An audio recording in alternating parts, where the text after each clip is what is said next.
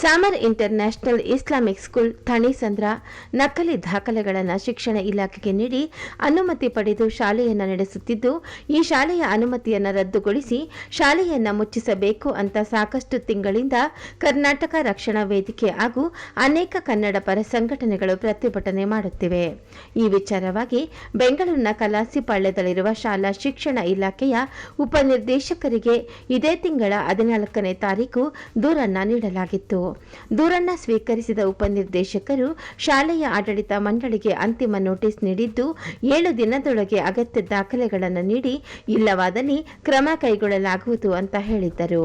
ಆದರೆ ಅಂತಿಮ ನೋಟಿಸ್ನಲ್ಲಿ ಉಲ್ಲೇಖಿಸಿದಂತೆ 7 ದಿನಗಳ ಒಳಗೆ ಶಾಲೆಯ ಆಡಳಿತ ಮಂಡಳಿಯು ಯಾವುದೇ ದಾಖಲೆಗಳನ್ನು ನೀಡಿಲ್ಲ.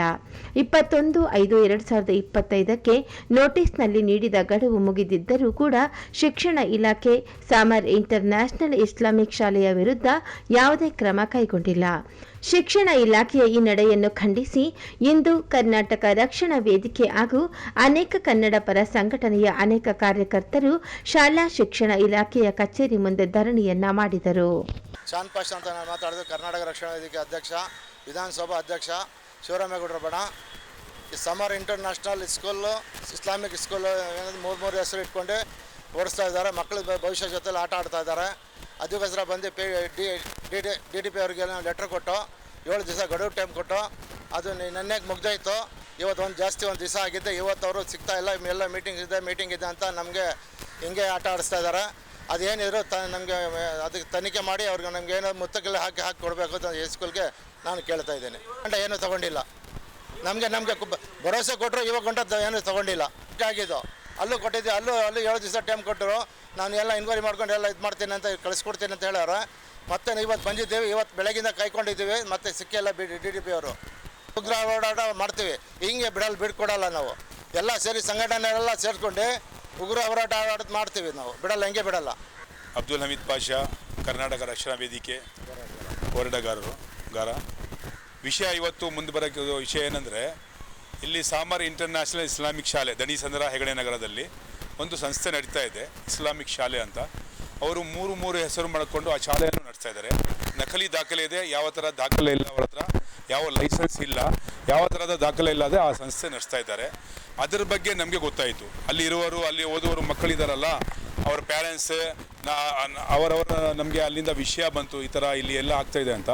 ಆವಾಗ ನಾವೆಲ್ಲ ಹೋರಾಟ ಮಾಡೋ ಸಮಯದಲ್ಲಿ ಈಗ ಇದಕ್ಕೆ ಏನು ಮಾಡಬೇಕಂತ ನಾವು ಮೊದಲು DTP ಅವರಿಗೆ ಮೀಟ್ ಮಾಡಿದ್ವಿ. 9 ತಿಂಗಳು ಮುಂಚೆ ಮೀಟ್ ಮಾಡಿದ್ವಿ. ಈಗ ಬೇರೆ DTP ಬಂದಿದ್ದಾರೆ. ಮೊದಲು ಬೇರೆ ಇನ್ನೊಬ್ಬರು ನಿಜಲಿಂಗಪ್ಪ ಅಂತ ಇತ್ತು. ಮೀಟ್ ಮಾಡಿ ಅವ್ರಿಗೆಲ್ಲ ವಿಷಯ ಕೊಡ್ಲಿಕ್ಕೆ ಅವ್ರಿಗೆ ಕಂಪ್ಲೇಂಟ್ ಕೊಟ್ಟಿದ್ದಾರೆ. ಅವರಿಗೆ ಕಂಪ್ಲೇಂಟ್ ಕೊಡುವಾಗ ಏನು ಮಾಡಿದ್ರು, ಅವರು ಕಾರಣ ಕೇಳಿ ನೋಟಿಸ್ ಅಂತ ಕಳಿಸಿದ್ರು. ಯಾರಿಗೆ? ಸಾಮರ್ ಇಂಟರ್ನ್ಯಾಷನಲ್ ಇಸ್ಲಾಮಿಕ್ ಶಾಲೆ ಪ್ರಿನ್ಸಿಪಾಲರ್ ಇದ್ದಾರಲ್ಲ, ಅವರಿಗೆ ಕಳಿಸಿದ್ರು. ಆದರೆ ಅವರು ಯಾವ ಥರ ಉತ್ತರ ಕೊಟ್ಟಿಲ್ಲ. ಅದರಲ್ಲಿ ಅವರು 16 ಪತ್ರವನ್ನು ಕೇಳಿದ್ದಾರೆ. ಈಗ ನೀವು ಏನಾದರೂ ಲೈಸೆನ್ಸ್ ಮಾಡಬೇಕು, ದಾಖಲೆ ಬೇಕು ಅಂದರೆ, ದಾಖಲೆ ನೋಂದಣಿ ಆಗಿರಬೇಕಂದ್ರೆ 16 ಪತ್ರ ಬೇಕಂತ. ಅದರಲ್ಲಿ ಯಾವ ಥರದ್ದು ಪತ್ರನೂ ಕೊಟ್ಟಿಲ್ಲ. ಆವಾಗ ಏನು ಮಾಡಿದ್ದಾರೆ ಅವರು, ಯಾವ ನಕಲಿ ದಾಖಲೆ ತೋರಿಸ್ಬಿಟ್ಟು ಇಲ್ಲಿ ಬಂದುಬಿಟ್ಟು ಏನು ಮಾಡಿದ್ದಾರೆ, ಅದೇನು ಹಣ ವ್ಯವಹಾರ ಮಾಡಿದಾರೋ ಅದೇನೋ ಗೊತ್ತಿಲ್ಲ, ಇಲ್ಲಿ ಬಂದುಬಿಟ್ಟು ಲೈಸೆನ್ಸ್ ತೊಗೊಂಡ್ಬಿಟ್ಟಿದ್ದಾರೆ. ಈ ಮಧ್ಯದಲ್ಲಿ ಮೂರು ಹೆಸರು ಹಾಕೊಂಡು ನಡೆಸ್ತಾ ಇದ್ದಾರೆ ಅಂತ ಹೇಳಿ ನಾವು ಇಲ್ಲಿ ಬಂದು ಕಂಪ್ಲೇಂಟ್ ಕೊಡುವಾಗ ಇವರು ಏನು ಮಾಡಿದ್ರು, ಬೋರ್ಡ್ ಚೇಂಜ್ ಮಾಡಿಬಿಟ್ರು. ಸಾಮರ್ ಇಂಟರ್ನ್ಯಾಷನಲ್ ಇಸ್ಲಾಮಿಕ್ ಶಾಲೆ ಅಂತ ಹಾಕ್ಬಿಟ್ರು. ಪುನಃ ಬಂದು ನಾವು DTP ಕೇಳಿದ್ರು, ಯಾಕೆ ನೀವು ಬೋರ್ಡ್ ಚೇಂಜ್ ಮಾಡಿ ಅಂದರೆ, ಹೆಂಗೆ ನೀವು ಅನುಮತಿ ಕೊಡ್ತೀರಾ ಅಂತ ನಾವು ಕೇಳುವಾಗ, ಇಲ್ಲ ಅವರು ಬಂದರು ಕೇಳಿದ್ರು ಕೊಟ್ಬಿಟ್ರು ಅಂದರೆ, ಸರಿ ಅವ್ರು ಬಂದರೆ ಕೊಟ್ಬಿಡ್ತೀರಾ, ನಾನು ಬರ್ತೀನಿ ಶಾಲೆಗೆ, ಏನು ನನ್ನ ಹತ್ರ ದಾಖಲೆ ಇಲ್ಲ, ನೀವು ಲೈಸೆನ್ಸ್ ಕೊಟ್ಬಿಡ್ತೀರಾ ಅಂತ ಕೇಳಿದೆ. ಇದೇ ಥರ ನಡೀತಾ ಇದೆ ಸರ್. ಇದರಿಂದ ನಮ್ಗೆ ಏನಾಗ್ತಾ ಇದೆ ಅಂದರೆ, ಇದೇನು ಹಣದ ವ್ಯವಹಾರ ಆಗ್ತಾ ಇದೆಯೋ ಇಲ್ಲ ರಾಜಕೀಯ ಪ್ರಭಾವ ವ್ಯಕ್ತಿ ಇವರ ಹಿಂದೆ ಇದ್ದಾರ ಅಂತ ಗೊತ್ತಿಲ್ಲ. ಅದಕ್ಕೋಸ್ಕರ ಇದು ನ್ಯಾಯ ಬೇಕು. ಈ ನ್ಯಾಯ ಆಗಬೇಕು. ಮಹಾರಾಷ್ಟ್ರದಿಂದ ಬಂದು ಇಲ್ಲಿ ಕರ್ನಾಟಕದಲ್ಲಿ ಇವರು ಸಂಸ್ಥೆ ನಡೆಸ್ತಾ ಇದ್ದಾರೆ, ಡೂಪ್ಲಿಕೇಟ್ ಡಾಕ್ಯುಮೆಂಟ್ ಮಾಡ್ಕೊಂಡು ನಡೆಸ್ತಾ ಇದ್ದಾರೆ. ಇದರ ಬಗ್ಗೆ ಸರ್ಕಾರನೂ ಗಮನ ಕೊಡಬೇಕು. ಇದರಲ್ಲಿ ಇಲಾಖೆಗಳು, ಈ ಎಜುಕೇಷನ್ ಡಿಪಾರ್ಟ್ಮೆಂಟ್ ಇಲಾಖೆ ಯಾರ್ಯಾರಿದ್ದಾರೆ ಎಲ್ಲರೂ ಇದರ ಬಗ್ಗೆ ಗಮನ ಕೊಡಬೇಕು. ಆಮೇಲೆ ಈ ಲೈಸೆನ್ಸು ರದ್ದು ಆಗಬೇಕಂತ ನಮ್ಮ ಒಂದು ಬೇಡಿಕೆ ಸರ್. ನನ್ನ ಹೆಸರು ಶೈನಿ ಅಂತ, ಕರ್ನಾಟಕ ನಾಡು ನುಡಿ ರಕ್ಷಣಾ ವೇದಿಕೆ ಮಹಿಳಾ ರಾಜ್ಯಾಧ್ಯಕ್ಷರಾದ. ನಾವು ಸ್ಕೂಲ್ ಬಗ್ಗೆ ಮಾತಾಡೋದು ಅಂದರೆ, ಆ ಸ್ಕೂಲಲ್ಲಿ ಆ ಮಕ್ಕಳಿಗೆ ಕೊಡಬಾರ್ದು ಟಾರ್ಚರ್ಗಳು ಕೊಟ್ಟು ಒಂದು ಹೆಣ್ಣುಮಗ ತೀರ್ಕೊಂಡಿದ್ದಾರೆ. ಇನ್ನೊಂದು ಮಗಿಗೆ ಕೊಡಬಾರ್ದು ಟಾರ್ಚರ್ ಕೊಟ್ಟು ತುಡಿಗೆಲ್ಲ ಏಟಾಗಿ ಆಸ್ಪತ್ರೆಯಲ್ಲಿ ಅಡ್ಮಿಟ್ ಆಗಿದ್ರು. ಈ ಥರ ಅನುಮತಿ ಇಲ್ಲದಂಗೆ, ಅಂದರೆ ಅನುಮತಿ ಕೊಡದಂಗೆ ಈ ಥರ ಕೆಲಸ ಮಾಡೋರನ್ನ ನಾವೇನು ಮಾಡಬೇಕು ಅಂತಂದರೆ, ಅದಕ್ಕೆ ನಾವು ನ್ಯಾಯಕ್ಕೋಸ್ಕರ ಹೋರಾಡ್ತಾ ಇದ್ದೀವಿ. ಏನು ಅನ್ಯಾಯ ಅಂದರೆ, ಅಲ್ಲಿ ಏನು ರಿಜಿಸ್ಟರ್ ಇಲ್ಲ, ಏನು ಪ್ರೂಫ್ಸ್ ಪಕ್ಕ ಇಲ್ಲ. ಆ ಸ್ಕೂಲ್ ನಡೆಸೋದು ಬೇಡ ಅಂದರೆ ನಾವು ಸುಮಾರು ಸರಿ ಇಲ್ಲಿಗೆ ಒಂದು 2.5 ವರ್ಷದಿಂದ ನಾವು ಇಲ್ಲಿ ಬರ್ತಾ ಇದ್ದೀವಿ ಹೋಗ್ತಾ ಇದ್ದೀವಿ, ಬರ್ತಾ ಇದ್ದೀವಿ ಹೋಗ್ತೀವಿ. 7 ದಿನ ಗಂಟ ಅವರು ಟೈಮ್ ಕೊಟ್ಟರು ಅವ್ರ ಕೈಲಿ ಏನು ಮಾಡೋಕ್ಕಾಗ್ತಾ ಇಲ್ಲ. ಯಾಕೆಂದರೆ ಅದು ಏನು ರೀಸನ್ ಅಂತ ನಮಗೂ ಅರ್ಥ ಆಗ್ತಾ ಇಲ್ಲ. ಇವರೆಲ್ಲನ ಯಾರನ್ನ ಎದ್ರುಕೊಂಡು ನಮಗೆ ಆನ್ಸರ್ ಕೊಡ್ತಾ ಇಲ್ವೋ, ಇಲ್ಲ ಅವರು ಯಾವ ಥರ ಮಾಡ್ತಾವ್ರೆ ಅಂತ ನಮಗೆ ಏನು ಅರ್ಥನೇ ಆಗ್ತಾ ಇಲ್ಲ. ಬಂದು ಕೇಳಿದಾಗ ಎಲ್ಲರನ್ನೂ ಮೀಟಿಂಗ್ ಕರೆಸ್ತಾರೆ, ಅಲ್ಲಿ ಬರ್ಬೇಕು, ಅವ್ರು ಬರ್ಬೇಕು, ಆ ನೋಟಿಸ್ ಕಳಿಸಿಲ್ಲ, ಈ ನೋಟಿಸ್ ಕಳಿಸಿದ್ದೀನಿ, ಬರೀ ಇದೇ ಹೇಳ್ತಾರೆ ಹೊರತು ನಮಗೆ ತಕ್ಕದಾಗ ಒಂದು ಆನ್ಸರ್ ಕೊಡ್ತಾ ಇಲ್ಲ ಇನ್ನೂವರೆಗೂ. ಇದಕ್ಕೆ ಮುಂದಕ್ಕೆ ನಾವೇನು ಮಾಡಬೇಕು ಅಂದರೆ, ಹಾಗಿಲ್ವಾ ಕೂತ್ಕೊಂಡು ಇವತ್ತೊಂದು ಹೋರಾಟ ಮಾಡೋಕ್ಕೂ ನಾವು ರೆಡಿ ಇದ್ದೀವಿ. ಹಗಲು ರಾತ್ರಿ ಕೂತ್ಕೋತೀವಿ. ಯಾಕೆಂದರೆ ಅಲ್ಲಿ SLC ಓದಿ 10th 10ನೇ ಕ್ಲಾಸು ತರಗತಿ ಮುಗಿದಿರೋ ಮಕ್ಕಳಿಗೆ ಏನು ಸರ್ಟಿಫಿಕೇಟ್ ಕೊಡ್ತಾರೆ? ಯಾವ ಸರ್ಟಿಫಿಕೇಟ್ ಕೊಡ್ತಾರೆ ಅವರು?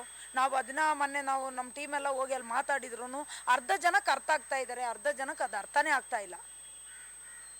ಕರ್ನಾಟಕ ನಾಡು ನುಡಿ ರಕ್ಷಣಾ ವೇದಿಕೆ ಗಂಗಾಲಕ್ಷ್ಮಿ ಪ್ರಧಾನ ಕಾರ್ಯದರ್ಶಿ ಮಾತಾಡ್ತಾ ಇರೋದು. ಸಮರ್ ಇಂಟರ್ನ್ಯಾಷನಲ್ ಸ್ಕೂಲ್ ವಿರುದ್ಧ ನಾವು ಹೋರಾಟಕ್ಕೆ ಬಂದಿದ್ದೀವಿ. ಸ್ಕೂಲ್ದು 3 ಹೆಸರು ಚೇಂಜ್ ಮಾಡಿದ್ದಾರೆ ಸರ್. ಅದಕ್ಕೆ ನಮಗೆ ಮಕ್ಕಳಿಗೆ ನ್ಯಾಯ ಕೊಡಬೇಕು, ನ್ಯಾಯ ಸಿಗಬೇಕು ಅಂತ ನಾವು ಹೋರಾಟಕ್ಕೆ ಬಂದಿದ್ದೀವಿ. ನಮಗೆ ನ್ಯಾಯ ಸಿಗೋವರೆಗೂ ನಾವು ಡೇ ನೈಟು ಹೋರಾಟ ಮಾಡ್ತೀವಿ. ಸಮ್ಮರ್ ಇಂಟರ್ನ್ಯಾಷನಲ್ ಸ್ಕೂಲ್ ವಿರುದ್ಧ ಹೋರಾಟಕ್ಕೆ ಬಂದಿದ್ದೀವಿ ನಾವು. ಅಲ್ಲಿ ಮಕ್ಕಳಿಗೆಲ್ಲ SLC ಮಕ್ಕಳಿಗೆ ಇನ್ನೂ ಒಂದು TC ಆಗಲಿ ಏನಾಗಲಿ ಸಿಗೋ ಮೂಮೆಂಟ್ ಕಾಣ್ತಾ ಇಲ್ಲ.